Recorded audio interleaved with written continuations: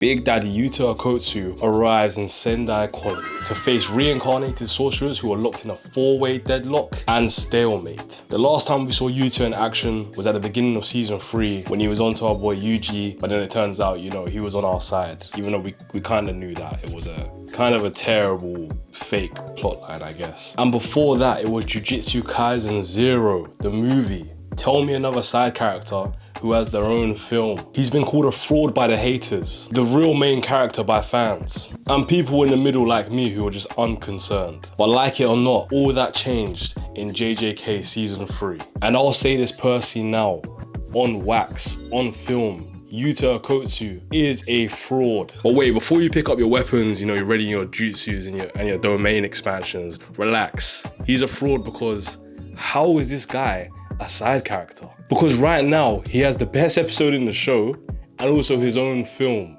If anybody is a fraud in the literal sense, it's coming like Yuji, I'll be real. Because Yuta is literally like main character right now. The way he's moving, crazy. But as of this recording, the Sendai Colony episode currently sits at 9.9 out of 10 on IMDb. That's goated. That's real recognition, and it's definitely deserved. In the majority of this episode, you have Yuta facing 3 opponents. Well, technically it's 4, but that old guy got washed out in like the first 2 seconds of the episode, so I'm not really counting it. You have everybody's favorite cockroach, Kuroroshi. Then you have Fan Service of the Year award goes to Takago Yoro, a personal favorite of mine for no particular reason at all. And then the man who has an acquired taste, a longing for a sweet sugary dessert, Ryu Ishiguro. Now in the manga, this fight covers around 8 chapters, specifically chapter 174 through 181. The battle is a major part of the Culling Game arc and is featured in the anime season 3 episode 12. Just to put that in perspective, an anime episode usually covers around 4 chapters. This one covered 8, and that's a big feat because you gotta think about pacing, you gotta think about character development. We literally have 3 new characters who we've never seen before, and we have to get to know them and if not like them. So shout out to Mappa, they really done their thing on this one. But basically Mappa said, forget all that. 4 chapters, we're doing 8 in one episode. And we're making it 27 minutes. I really want to highlight the direction of this episode. I think it's so incredible and it's important that we talk about this. The anime's current director is Shota Goshozuno, and Goso is mainly responsible for season 2's high action style. And he continued leading with that direction, now on to season 3. First, we had Yuji's extermination. That episode opened very differently to the manga. It built on the chapter in such a way where we feel like the world is bigger. We see more cursed spirits. We see Yuji just handling stuff differently. He's very quiet now and he's just running through the city. And in all honesty, it feels like Goso was showing off here. He wanted to go a step further than the manga and really put us into that world and show the beautiful frames and to show us what the characters are thinking every time we see them on screen. Honestly, him and his amazing team of animators are the reason we've been getting straight heat since season 2. The main credit I want to give this episode is the pacing. With limited time, an episode like this should have lasted 45 minutes at least, but somehow Mappa has managed to pull off likable new characters, explain all their motivations, and still deliver amazing animated frames like this, and this, and this, and my favorite, this one. Look at this frame. This domain expansion was just incredible. I need 12 more of those right now, fresh out the kitchen. But hold on a second, maybe I don't, because maybe I'm full. The camera angles, the character design, the composition, everything's 10 out of 10, absolute cinema.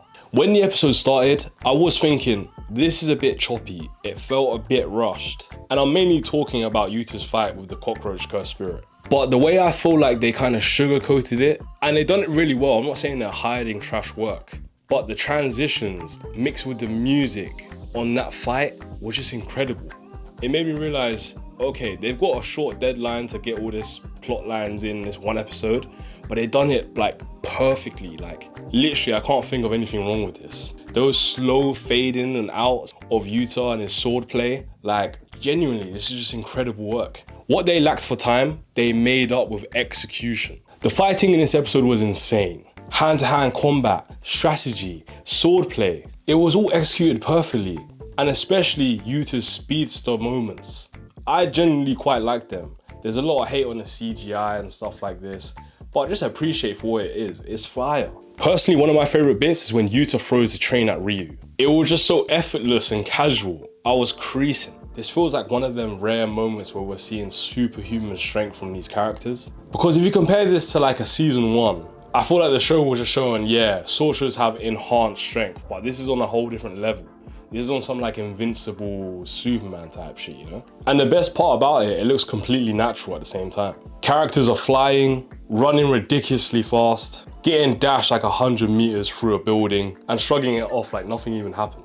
Gege gave these characters amazing abilities, and watching them clash against each other was an absolute spectacle in this episode. Because Yoro acts like Ryo's kryptonite with her sky manipulation, and Yuta on the other hand comes in to shake these things up. Because in this episode, he's a complete mystery to everyone else. Because Rika and his copy technique just keeps everybody on edge. And with everyone's favorite cockroach, Kuroshi. But he or her or it is Yuta's first major challenge in this episode. His entire ability revolves around insects and decay. He spawns swarms of massive cockroaches, which in the anime is exaggerated a lot, but I really like that choice because in the manga it was dialed back quite a lot. Like that moment when Yuta's just doing front flips and runs over that building and then just slashes his sword with cursed energy and it just wipes away that massive swarm of cockroaches.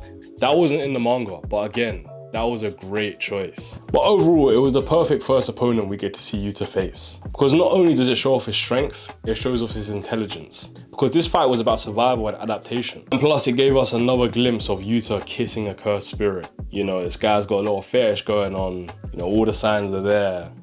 But he's goated, so I can't really mock it too tough. But yeah, positive energy kiss, I guess, like killed the cockroach or something like that. Or so we thought. Next up is Yoro, who actually might have the most creative technique in the series.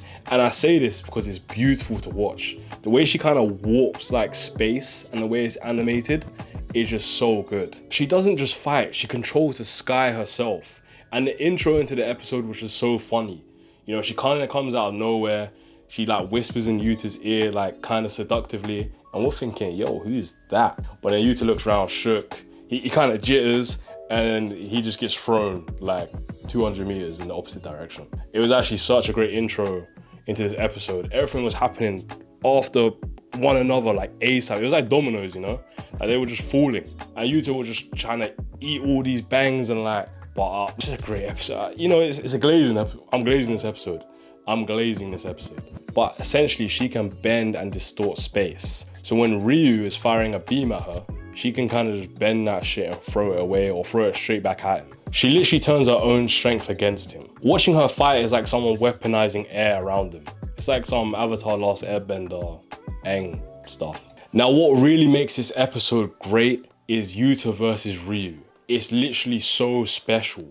I can't really explain it in words. So that's why I have the green screen behind me to show you how it was going down. JJK, Mappa, don't take this video down. I'm trying to show what you're capable of, you know, let me do it. But it's not the hand-to-hand combat, it's not the crazy techniques, even though that is goated. It's the reason why they're fighting. Ryu tells us in the episode, he had a great life.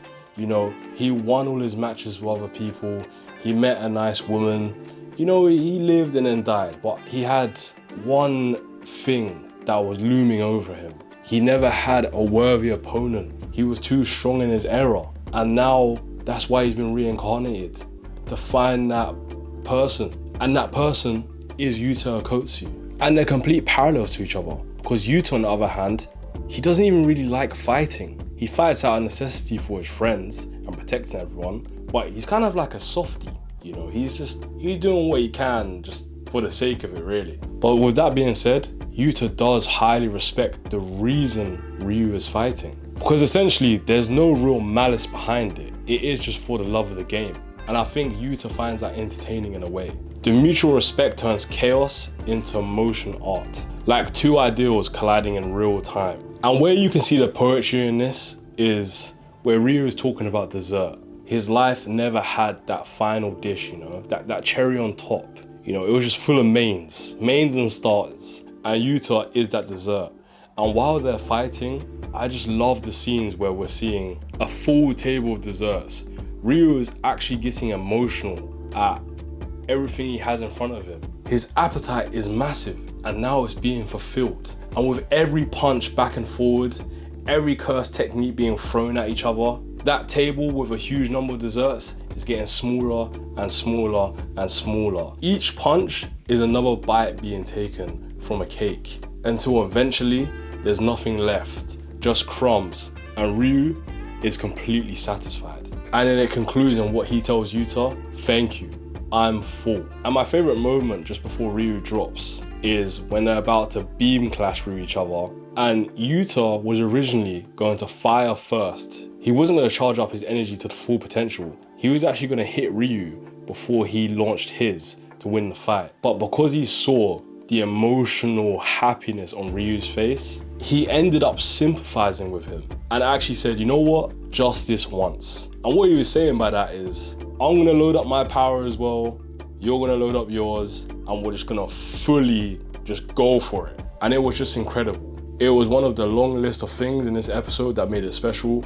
And honestly, I'll probably do a deeper dive into this episode, but I just kind of wanted to get the main points out there and talk about why I liked it. If you want me to do a full breakdown of this episode, going through all the details, happy to do so. I just wanted to jump on here and explain why I loved the episode. It was purely just the direction and just like everything to do with that. And I loved how when Ryu and Yuta were versing each other, the opening soundtrack for this season is just playing. And I never knew that later in the song, the instrumental just kind of fades out and it's just the vocals, and then the instrumental slowly just comes back in as they fight. That bit was just amazing. I really like that. It's been a pleasure. If you want me to do another deep dive into this episode and go through all the details and get really like Sendai Colony explained, comment below. We can definitely do that. As for now, I'm just gonna be like churning out different videos all related to anime. Yeah, stay safe and safe.